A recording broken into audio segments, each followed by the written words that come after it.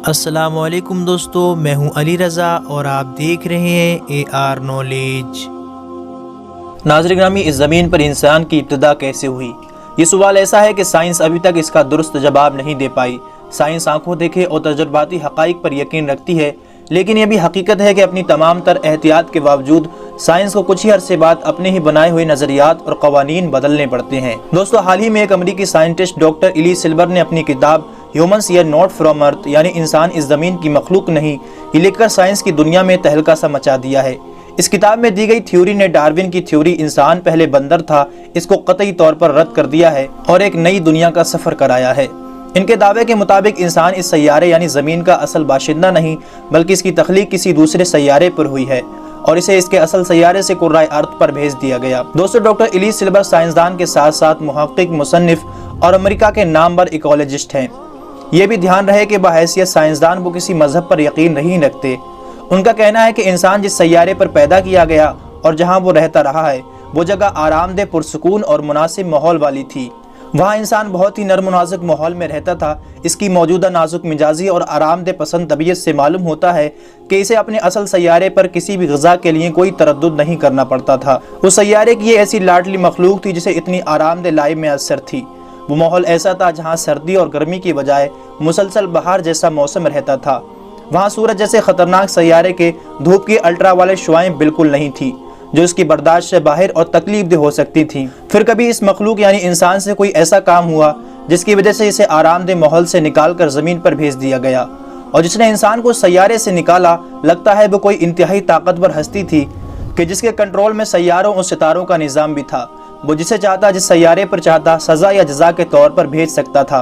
वो मुख्तलिफ तरह की मखलूक़ात को पैदा करने में भी इख्तियार रखता था। दोस्तों, डॉक्टर इली सिल्वर का कहना है कि मुमकिन है ज़मीन किसी ऐसी जगह के मानिंद थी जिसे जेल करार दिया जा सकता है, कि जहाँ सिर्फ मुजरिमों को सज़ा के तौर पर भेजा जाता हो, खुश्की के एक ऐसे टुकड़े पर जिसके चारों तरफ समंदर ही समंदर है, और वहाँ इंसान को भेज दिया गया। नाज़रीन, डॉक्टर इली सिल्वर एक साइंटिस्ट हैं जो मुशाहिदात के बाद ही कोई राय कायम करते हैं। उनकी किताब में इस थ्योरी के सिलसिले में साइंसी दलाइल का एक अंबार है जो इंसान को सोचने पर मजबूर कर देता है और जिससे इनकार मुमकिन नहीं। उनके दलाइल की बड़ी वजह जिन पॉइंट्स पर कायम है, उनमें से चंद एक साबित शुदा हैं। नंबर 1, ज़मीन की ग्रेविटी और जहाँ से इंसान आया है वहाँ की ग्रेविटी में बहुत ज़्यादा फ़र्क है। जिस सैयारे से इंसान आया है वहाँ की ग्रेविटी ज़मीन से बहुत कम थी, जिसकी वजह से इंसान के लिए चलना फिरना, बोझ उठाना वगैरह बहुत आसान था। इसीलिए इंसान के अंदर कमर दर्द की शिकायत ज़्यादातर ग्रेविटी की वजह से है, क्योंकि यहाँ ज़मीन पर रहने वाली तमाम मखलूक की रीढ़ की हड्डी उनके मुतवाज़े पार्लेल पाई जाती है, जबकि इंसान वो वाहिद मखलूक है जिसकी रीढ़ की हड्डी 90 दर्जे के ज़ाविये पर है। नंबर 2, इंसान में जितने दायमी अमराज पाए जाते हैं वो किसी एक भी मखलूक में नहीं। डॉक्टर इलिस लिखते हैं कि आप इस दुनिया में एक भी इंसान ऐसा दिखा दीजिए जिसे कोई एक भी बीमारी ना हो, तो मैं अपने दावे से दस्तबरदार हो सकता हूँ। वहीं किसी एक भी जानवर को देखिए, उसे वक्ती और आर्जी बीमारियों को छोड़कर एक भी दायमी अमराज नहीं मिलेगा।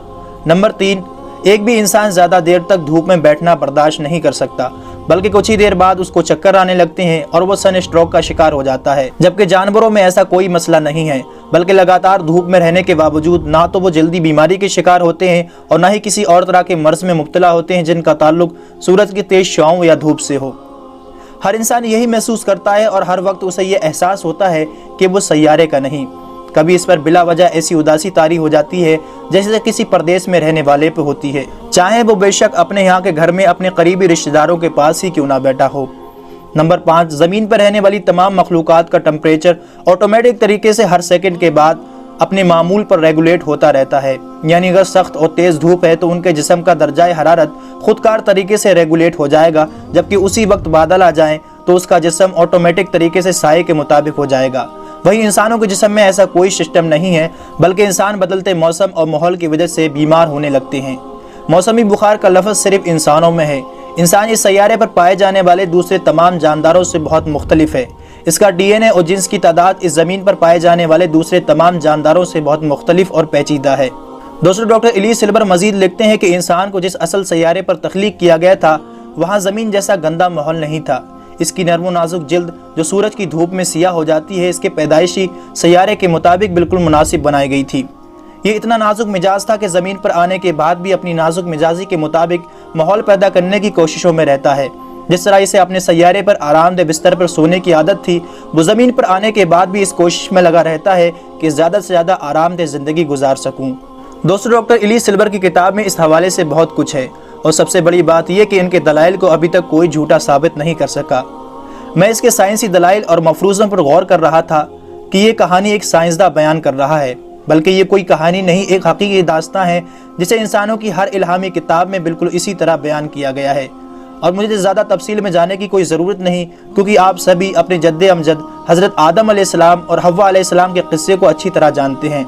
सूरह अल-बक़रा की आयत नंबर 34 और 35 में अल्लाह ताला इरशाद फरमाता है, और हमने फरमाया, ए आदम, तुम और तुम्हारी बीवी जन्नत में रहो, बगैर रोक टोक के जहाँ तुम्हारा जी चाहे खाओ, अलबत्ता उस दरख्त के करीब ना जाना, वरना हद से बढ़ने वालों में शामिल हो जाओगे। तो शैतान ने उन दोनों को जन्नत से लग़ज़िश दी, बस उन्हें वहाँ से निकलवा दिया जहाँ वो रहते थे, और हमने फरमाया, तुम नीचे उतर जाओ, तुम एक दूसरे के दुश्मन बनोगे और तुम्हारे लिए एक ख़ास वक्त तक ज़मीन में ठिकाना और ज़िंदगी गुजारने का सामान है। फिर अल्लाह ताला ने जुमे ही के दिन उन्हें ज़मीन पर उतरने का हुक्म दिया और इसी दिन हज़रत आदम अलैहिस्सलाम ज़मीन पर उतारे गए। दोस्तों, इंसान की तख्लीक से मुताल्लिक हर दौर में मुख्तलिफ नज़रियात जन्म लेते रहे हैं। कभी इंसान की इब्तदा को बंदर से जोड़ा गया तो कभी मछली से, लेकिन दोस्तों हकीकत इसके बिल्कुल बरक्स है। और आज साइंसदान भी वो सब कुछ कहने पर मजबूर हो गए हैं जो अंबिया इकराम अलैहिमुस्सलाम अपने पैरोकारों को बताया करते थे। दोस्तों, ये ज़मीन, ये सैयारा हमारा मुस्तकिल ठिकाना नहीं, ये मैं नहीं कहता, बल्कि हमारे प्यारे आका नबी अकरम सल्लल्लाहु अलैहि वसल्लम ने बेशुमार बार बता दिया था। और अल्लाह रब्बुल इज़्ज़त ने अपनी अजीम किताब कुरान करीम में भी बार बार यही फरमाया कि लोगों, ये दुनिया की ज़िंदगी तुम्हारे लिए आजमाइश की जगह है, जहाँ से तुमको तुम्हारे आमाल के मुताबिक सज़ा और जज़ा मिलेगी। नबी अकरम सल्लल्लाहु अलैहि वसल्लम ने फरमाया, दुनिया मोमिन के लिए कैद खाना और काफिर के लिए जन्नत है। आखिर में दुआ है कि अल्लाह ताला हम सबको इस दुनिया की मोहब्बत से निकल कर आखिरत की तैयारी करने की तौफीक अता फरमाए। आमीन सुम्मा आमीन। इसी के साथ दोस्तों आज की हमारी वीडियो का इख्तिताम होता है। वीडियो पसंद आने की सूरत में इसे लाइक और ज़्यादा से ज़्यादा अपने तमाम दोस्तों को शेयर ज़रूर कीजिएगा। और अभी तक आपने चैनल को सब्सक्राइब नहीं किया है तो चैनल को ज़रूर सब्सक्राइब कीजिएगा, ताकि आने वाली तमाम वीडियो की नोटिफिकेशन आपको मिलती रहे। मैं मिलता हूँ आपसे नेक्स्ट वीडियो में। अपना रिश्तेदार हूँ और गिरदुनबा के तमाम लोगों का बहुत ख्याल रखिएगा। जब तक के लिए अल्लाह हाफिज़।